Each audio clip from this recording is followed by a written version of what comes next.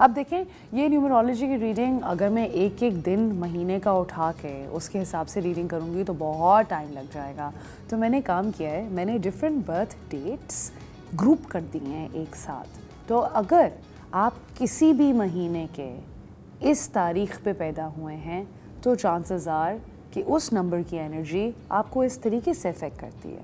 काफ़ी दफ़ा मैं ये रीडिंग्स बहुत खुले तरीके से पढ़ती हूँ। बाय दैट इट मीन्स कि अगर मेरी बर्थडे 17 को है और अगर मेरी किसी चाहने वाले की बर्थडे 11 तारीख को है तो यू हैव टू अंडरस्टैंड कि अगर मैं 11 तारीख के बारे में सुनूंगी तो मैं उस 11 तारीख वाली फैमिली मेम्बर को भी सपोर्ट दे सकती हूँ, राइट? तो आप लोग अगर इसको खुले तरीके से सुनेंगे तो फ्राइडे के लिए this can be a perfectly healing energy. Now starting, जो लोग किसी भी महीने की 12 तारीख, 13 तारीख, 16 तारीख, 18 तारीख या 20 तारीख को पैदा हुए हैं, so the group 1 is 12th, 13th, 16th, 18th and 20th। आप लोगों की ज़िंदगी में इमोशन बहुत ज़्यादा हाई रहता है। यू नो, आपकी ज़िंदगी काफ़ी दफ़ा एक इमोशनल रोलर कोस्टर से आपको लगता है गुजर रही है। काफ़ी चीज़ें आप लोगों ने बर्दाश्त की अपनी ज़िंदगी में, but at the same time आपकी बेस्ट चीज़ ये कि यू स्टिल कीप स्माइलिंग। ठीक है, आप हमेशा लोगों के लिए इतना ज़्यादा करते हैं और काफ़ी दफ़ा आपको रिटर्न में बड़ी कम चीज़ें मिलती हैं, right? You are very mysterious person. ठीक है, काफ़ी दफ़ा आपके अपने बेस्ट फ्रेंड्स भी बोलेंगे कि यार हम इनको इतने अच्छे तरीके से नहीं जानते। जो लोग 12 तारीख, 13 तारीख, 16 तारीख, 18 या 20 को पैदा हुए हैं, इन लोगों को रैंडम आउटबर्स्ट्स होते हैं। मतलब सुबह के 2 बजे एकदम से इनको फील होगा कि यार मैं ये भी कर लूँ, मैं ये वाला प्रोजेक्ट भी ख़त्म कर दूँ, मैं ये वाला काम भी शुरू कर दूँ। अगर आपको ऐसा फील होता है तो अच्छी बात है, इनकरेज दैट। आप डीपली स्पिरिचुअल किस्म के लोग हैं। जो लोग इस तारीख पे पैदा होते हैं वो रियलाइज़ भी नहीं करते कि वो कितने स्पिरिचुअल हैं और काफ़ी चीज़ें उनको बिन कहे समझ आ जाती हैं इंट्यूटिवली लोगों की बात, राइट? इनके साथ ये है कि इनके सीक्रेट्स भी बहुत ज़्यादा स्ट्रॉन्ग रहते हैं। लोग जो इनको बताते हैं और they are keeping by themselves as well and they very strong people. फिर हम आ जाते हैं अपने दूसरे ग्रुप की तरफ। तो जिन लोगों की बर्थडे होती है 1st को, 4th को, 11th को, 15th को, 29th या 31st, राइट? तो अगर आपकी बर्थडे किसी भी महीने की इन डेट्स पर हुई है तो आपकी किस तरह की पर्सनालिटी है? आप बहुत डिफरेंटली बिल्ट हुए हैं। ठीक है, you know how to get work done. Either you are the best leader या आप इतने स्टबन हो जाएंगे कि लोग आपसे थोड़ा सा इरिटेट होना शुरू हो जाएंगे कि यार इतना भी क्या।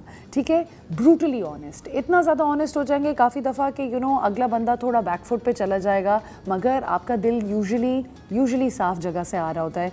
यूजुअली आपको होता है कि यार मैं एक गुड प्लेस से इस बंदे को गाइड कर दूँ अगले को। ठीक है, now understanding that really helps because I deal with a lot of people who are basically born on the 1st and the 11th as well, and they really get under my skin, right? But the reason why they get under my skin is because वो generally इसी तरीके से deal करते हैं, always thinking 3 steps ahead, और काफ़ी दफ़ा वो 3 steps ahead नेगेटिव भी हो जाते हैं, so you don't know how to deal with that। ठीक है, बहुत इंडिपेंडेंट होते हैं बट उनके लिए ये एडमिट करना बड़ा मुश्किल होता है कि उनको एक्चुअली एक सपोर्ट चाहिए टू लीन ऑन।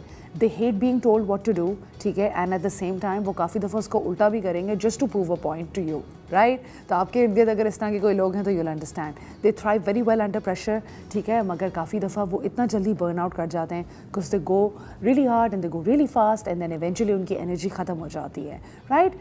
एंड आपके लिए एफर्ट बड़ा मैटर करता है। टैलेंट से ज़्यादा आपको होता है कि अगला बंदा मेहनत कितनी कर रहा है। फिर हम आ जाते हैं अपने 3rd ग्रुप की तरफ। अगर आपकी बर्थडे होती है 3rd, 6th, 21st, 19th, 24th या 30th, तो अगर आपकी बर्थडे इन तारीख़ों पे होती है तो आप एफर्टलेसली चार्मिंग किस्म के लोग हैं।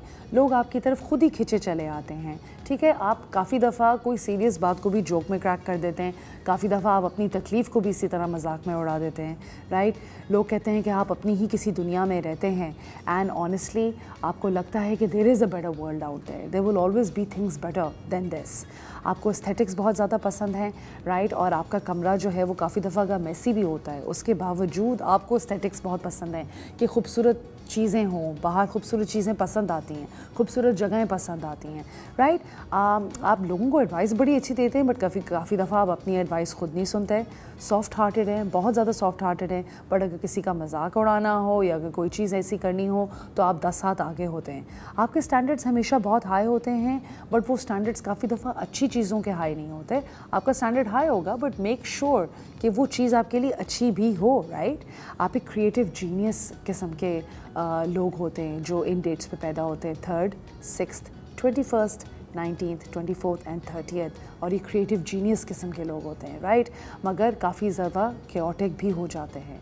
फिर हम आ जाते हैं जिन लोगों की बर्थडे होती है 2nd, 5th, 8th, 9th, 14th, 23rd, 26th या 27th। आप लोग जो है वो लोगों की एनर्जी बहुत जल्दी पिक कर लेते हैं, ठीक है। You don't always like the drama, but काफ़ी दफ़ा ऐसा होता है कि आप उस ड्रामे की तरफ खुद ही खिंचे चले आते हैं, ठीक है। लोग बोलेंगे कि यार you are wise beyond years, आपको काफ़ी दफ़ा लोगों से ज़्यादा इन्फॉर्मेशन पता होती है, मगर काफ़ी दफ़ा हम ज़िंदगी में थोड़े डम डिसीजंस भी ले लेते हैं, तो बड़ा सोच के हम ये देख सकते हैं, right. Loyal, very loyal people, but you know लोग उनको देखते हैं तो उनको लगता है कि इनकी गुड लक बहुत ज़्यादा है। इस तरह के लोग जनरली साइकिक भी बोलते हैं हम उनको, कि उनको काफ़ी दफ़ा चीज़ होने से पहले ही फील हो जाती है कि है, और उनकी गट फीलिंग जनरली अक्सर अगर आप देखें सही ही होती है, राइट। लोगों को बहुत मदद करेंगे, बट अपने बारे में कभी कभी भूल जाते हैं। तो अगर आप इन डेट्स पे पैदा हुए हैं तो प्लीज़ अपना ध्यान रखें। डीप थिंकर्स हैं, बट काफ़ी दफ़ा हम इनको बोलेंगे प्रोफेशनल ओवर थिंकर्स हैं, कुछ ज़्यादा ही सोचते हैं। फिर हम आ जाते हैं लास्ट ग्रुप की तरफ, एंड लास्ट ग्रुप हमारा कहता है अगर आपकी बर्थडे है 7th, 10th, 17th, 22nd, 25th या 28th, तो आप ऑलवेज ऑन द मूव हैं। And by the way this relates very well with me as well, because my birthday is on the 17th। I am always on the move. मैं एक जगह still नहीं बैठ सकती for very long. मेरे लिए show के बाद भी उठ के मैं बीच में कमर्शियल ब्रेक पे भी चल रही होती हूँ, राइट।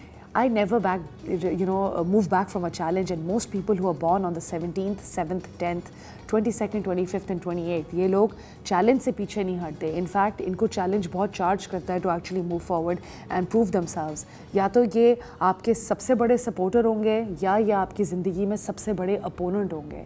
मतलब या तो ये आपको बहुत अपनी दिलो जान से सपोर्ट करते हैं, बट अगर ये आपके दुश्मन हैं तो that is well good luck to you, right. फिर ये लोग की इनको केओस जो है वो पसंद है। वो शो करते हैं कि उनको नहीं पसंद, बट ये लोग केओस में थ्राइव करते हैं। अगर इनके चीज़ें नहीं भी सही चल रही होती दे स्टिल मैनेज। बहुत ज़्यादा इम्पेशेंट हैं और उनको लगता है कि they have to wait very long for things, but इनका रिवेंज बड़ा स्वीट होता है। When they get back to someone they really do get back in a way कि अगला बंदा परेशान रह जाता है कि ये हुआ कैसे, right. They are born leaders, और काफ़ी दफ़ा they don't even want to be leaders, but काफ़ी दफ़ा ये पोजीशन उनको मिल जाती है ज़िंदगी में। शार्प माइंड है और उतनी ही शार्प ज़बान है। इन लोगों की बातें अक्सर दिल पे बहुत बुरे तरीके से लगती हैं, बिकॉज ये सोचते इतनी तेज़ तरीके से हैं कि they know how to hit the other person, and काफ़ी दफ़ा they act like they don't care, but these are the kind of people who are up 3 बजे सुबह और सोच रहे होंगे कि हमारी ज़िंदगी ऐसी क्यों है और हम क्या कर सकते हैं, right. So these were basically are 5 groups. और देखिए ये न्यूमरोलॉजी की रीडिंग्स में इसीलिए करती हूँ बिकॉज आई थिंक ये हमें थोड़ा गाइड करते हैं विद रिस्पेक्ट टू कि हम लोगों को अपने इर्द गिर्द कैसे समझ सकते हैं। एस्ट्रोलॉजी एक बहुत डिफरेंट पर्सपेक्टिव देता है, न्यूमरोलॉजी एक बहुत डिफरेंट पर्सपेक्टिव देता है। The kind of readings I do उसके अंदर न्यूमरोलॉजी भी होती है, एस्ट्रोलॉजी भी होती है। Now I have started Islamic reiki as well. तो मेरा यहाँ पे मेन पर्पस यही होता है कि मैं लोगों को गाइडेंस किस तरीके से दूँ। अब वो जिस भी एस्पेक्ट से आ रही है, चाहे वो फ़िलासफ़ी है, I have read some books about Buddhism and stoicism, और अगर आप इन चीज़ों के बारे में पता करें तो आप रियलाइज़ करेंगे कि हमें ज़िंदगी में हर जगह हर तरीके से गाइडेंस मिल सकती है। चाहे वो चाइनीज़ मेडिसिन क्यों ना हो, how your energy moves inside the body as well, चाहे वो हिजामा क्यों ना हो, any sort of spiritual practice. काफ़ी लोग सूफीज़म बहुत इन्जॉय करते हैं, right. So I think these kind of things really help a lot, and ये काफ़ी ज़रूरी है कि हम जो है इन चीज़ों के ऊपर फोकस करें, अपनी हीलिंग के ऊपर बहुत ज़्यादा फोकस करें। आप लोगों को किस तरीके के इश्यूज़ फेस होते हैं आप लोग भी हमसे ये शेयर कर सकते हैं। आजकल मैंने रिसेंटली रीडिंग्स जिन क्लाइंट्स की है, मैंने एक चीज़ नोटिस की है। There was a client I was recently reading for, और मुझे बोल रही थी कि ऋचा आई डोंट अंडरस्टैंड, मैं थेरेपी भी गई, मैंने ये भी किया, मैंने वो भी किया, but it's not working out for you.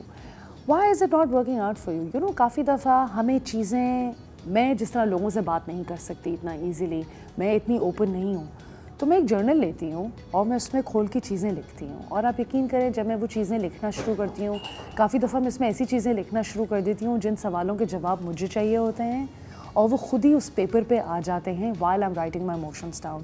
This is a practice that I've started recently and I think it works incredibly well for me. Because आप जब लोगों को बहुत ज़्यादा गाइडेंस दे रहे होते हो, आप लोगों की मदद कर सकते हो, you'll be surprised आप अपनी मदद इतने अच्छे तरीके से नहीं कर सकते. I read for myself as well and कभी कभी I get stuck because मुझे नहीं समझ आ रहा होता कि मैं फिर भी क्या डिसीजन लूँ, मैं किस तरफ जाऊँ. तो you know we all struggle and आज आई थिंक फ्राइडे का मैसेज अगर मैं ये देना चाहूँ, अगर आपको लगता है कि बाकी लोगों की ज़िंदगी आपसे बहुत बेहतर है और उनकी रिलेशनशिप आपसे बहुत बेहतर है, you will be surprised. You know we are all struggling.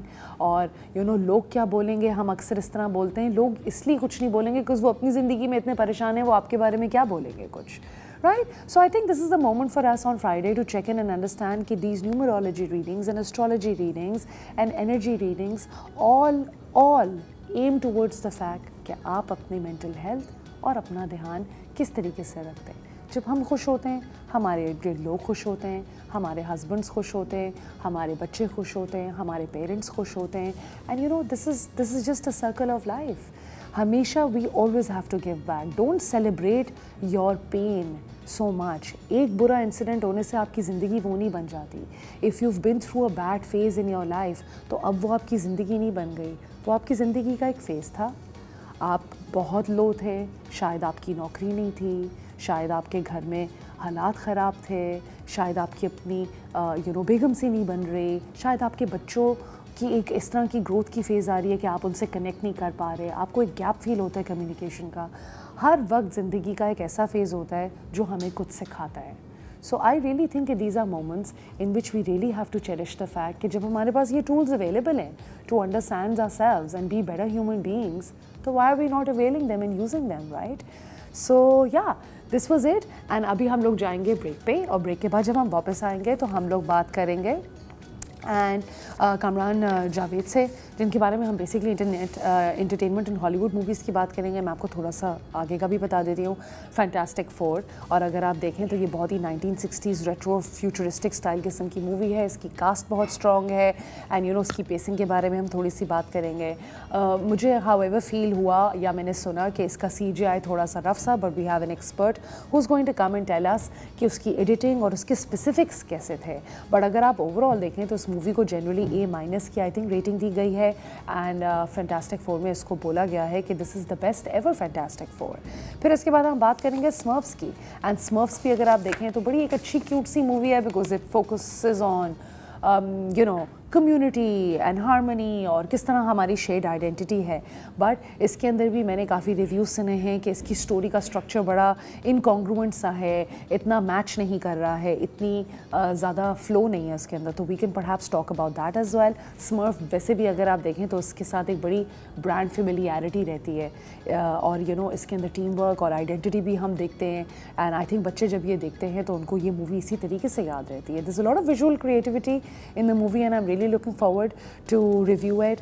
फिर उसके बाद हम लोग रिव्यू करेंगे I know what you did last summer, और ये मूवी भी अगर आप देखें तो ये 1997 में आई थिंक मैंने पहली देखी थी, जो कि ओरिजिनल थी. एंड ये एक लेगेसी सीक्वल ही हुआ एक तरीके से अगर आप देखें.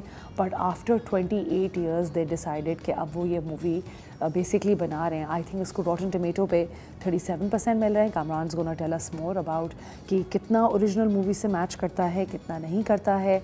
आई think you know they may be overly faithful to the template. वो शायद इससे इतना हटना नहीं चाह रहे थे. तो जहाँ तक मैंने देखा है कि इतने कोई अमेजिंग ट्विस्ट्स एंड टर्न्स नहीं आए.